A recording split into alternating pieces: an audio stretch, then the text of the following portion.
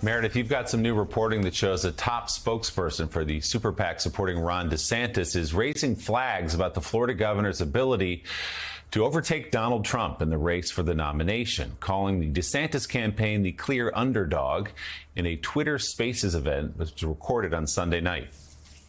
In national polling, we are way behind. I'll be the first to admit that. OK, I believe in being really blunt and really honest. It's an uphill battle. I don't think it's an unwinnable battle by any stretch. OK, but clearly Donald Trump is the runaway front runner. So that's Steve Cortes, Meredith, speaking on behalf of that super PAC that supports Ron DeSantis, not saying anything really that we don't know to be true, which is that he's way behind. And whatever he's done so far to introduce himself to voters hasn't made much of a dent in the support for Donald Trump.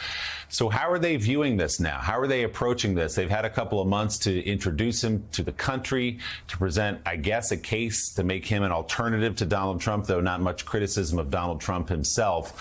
What is the path forward here? Well, Steve Cortes was really stating the obvious, as you said. The DeSantis campaign has been behind Trump by double digits in a lot of these national polls. And even though DeSantis has been out on the campaign trail, he really has just not been able to capture the kind of momentum that people who are not for the Trump candidacy were hoping he would be able to do.